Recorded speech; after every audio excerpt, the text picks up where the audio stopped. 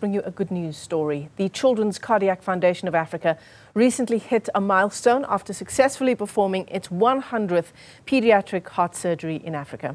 The project has been running for the past 5 years in South Africa and in parts of the continent. Let's unpack the story further. We're joined by Professor Rob Kinsley. He's the founder of the Children's Cardiac Foundation of Africa. Prof, it's great to talk to you. Thanks very much for coming on to the program. Wow, your 100th successful surgery. You must be elated.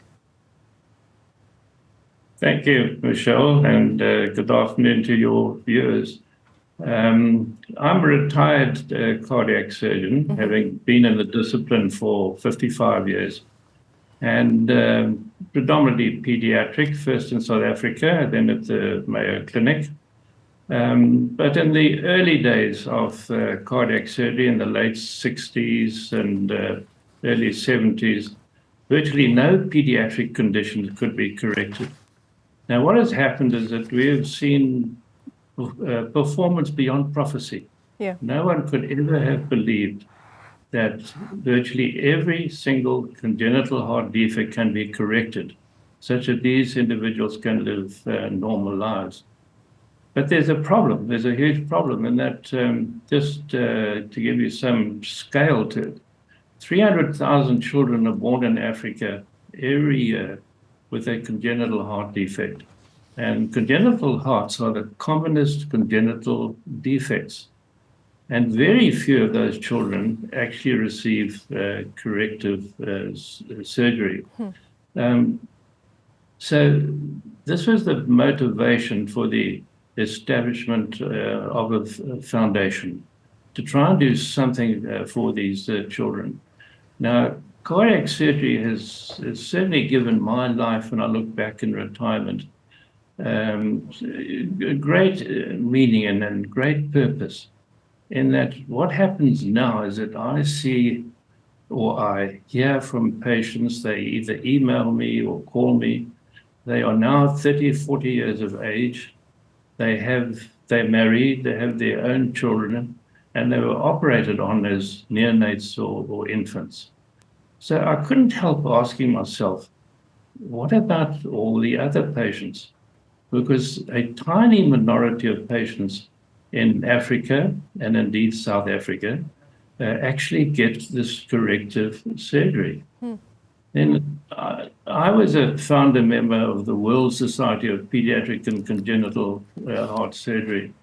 And our mission statement was that every child born in the world with a congenital heart defect should have corrective surgery should it be required.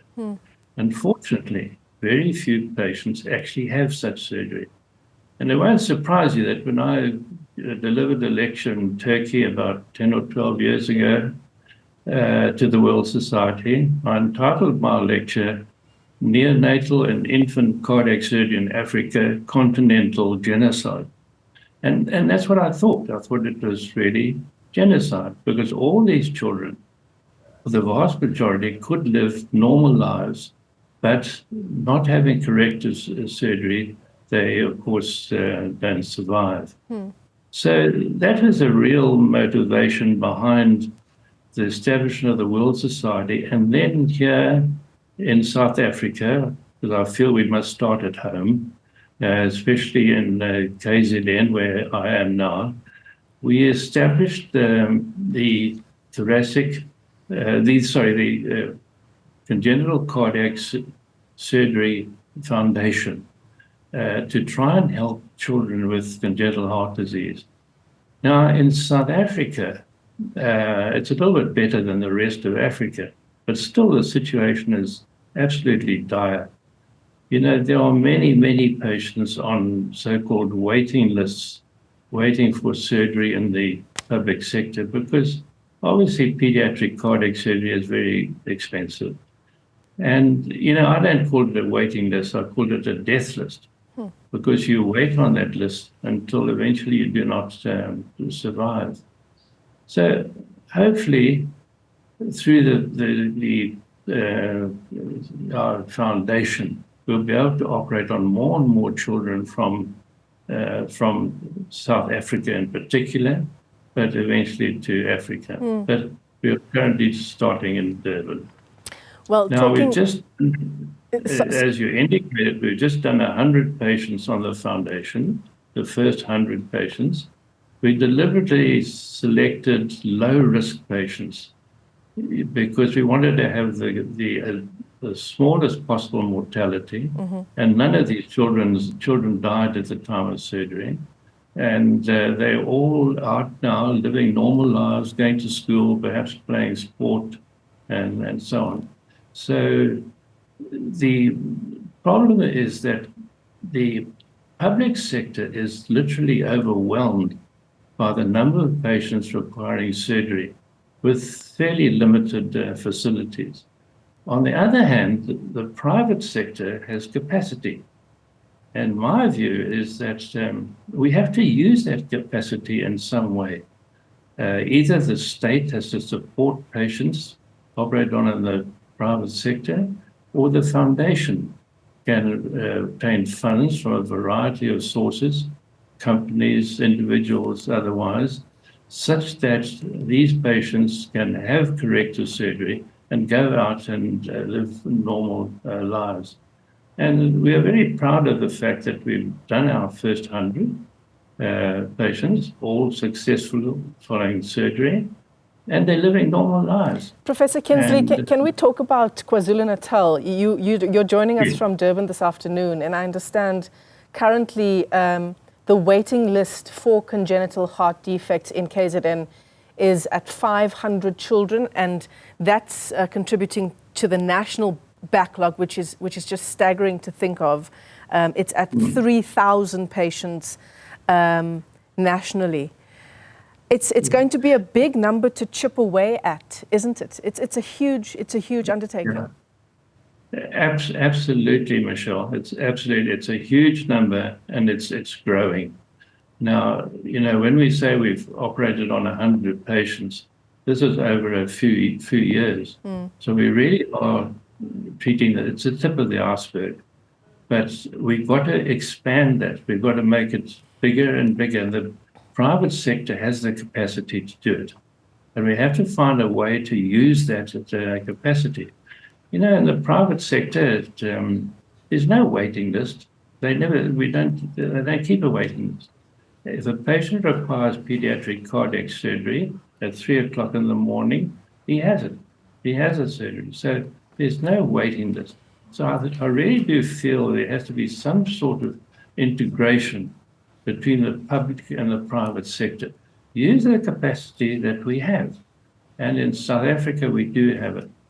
Now, we started this unit in Durban. I've relocated to Durban.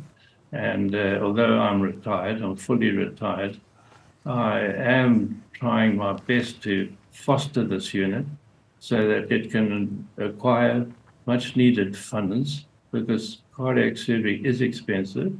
And, it's not just the operation, it's all about seeing the patients before the operation, evaluating them, have the operation, following them up after the operation. So it's a whole sequence of events. But I'm hopeful that something can be done such that we can at least chip away at this waiting list. It mustn't get bigger. We must try and make it smaller and smaller. Yeah. As I was saying, very often the waiting list gets smaller because the patients pass away. Now, that to me is it's unacceptable. Yeah, you've talked about the fact that, you call it a death list more than anything else. And it sounds really crass, but these children are in a race against time, aren't they, Professor Kinsley? This is life-saving intervention that can't wait for years down the line. It's absolutely life-saving. As I say, it's and what really gets me worried and appalled is that these children can live a normal life, an absolutely normal life. They are in every other way normal. They have normal brains, they have a normal circulation, everything else is normal except for the heart. Now, if you can correct these patients, then they must be corrected. Now, as I say, one of the most gratifying and satisfying things in my life as I've retired is to get messages, emails, and whatever from a multitude of patients all around the world who are now living normal lives. They're 30, 40 years of age, have their own children, and they're living normal lives. Professor Kinsley, can I ask you this? For congenital heart defects in children, is it something that's picked up in utero? Is it something that's picked up at birth? Or does it usually arise only in the weeks and months after children are born? It can be picked up in utero, but clearly those facilities don't exist throughout the underdeveloped, underprivileged part of our community. So normally the children are picked up at birth, I would say, in the vast majority. Once they're born, they're often noticed to be what we call blue babies or cyanosed. And there are ways and means of keeping those children alive until one can operate. Normally they are cyanosed because there's a limited blood flow to the lungs. And you can keep the blood flow to the lungs adequate by medication until, of course, you can't go on forever with the medication. They have to have urgent surgery. And nowadays, we operate on patients right down to a day of life, if necessary. But normally you can delay it until the child is, say, 10 days of age. It's easier to operate at that age. And it can be done. And as I say, the facilities have to be provided because, as I said, it's genocide. And Prof, outside of intervention, and I imagine this differs on a case-by-case basis, but what is the life expectancy of a child with congenital heart defects and there's no intervention? Well, that's a good question because it varies. There are many children who will not survive the first month, even week of life, many. And I think the greatest single mortality comes with neonates and infants, especially in a country like South Africa. Because many children will not survive the first month. Other children, on the other hand, will survive for a year or two, or perhaps even longer. So the waiting list gets forever bigger. So you have so many children born every single year, and then there's a few that make it through the first year, even the second, third year, but eventually will require surgery. And they Prof, become more. As we talk about, sorry to interrupt you there, as we talk about, trying to get more funding and trying to get the Children's Cardiac Foundation of Africa to those numbers, 3,000 in South Africa and many, many more on the continent as well. And again, this is a question that the answer will differ depending on the case. But on average, what does it cost for to treat a single child? Well, normally it costs about 200,000 rand. But there's another way to look at it, especially the children who actually survive a year or two. If you don't operate on some of those patients, then they're in and out of hospital until they eventually pass away.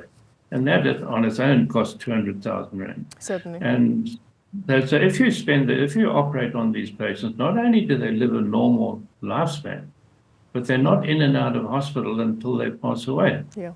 So really, I think it's money well spent. I couldn't agree more, Prof.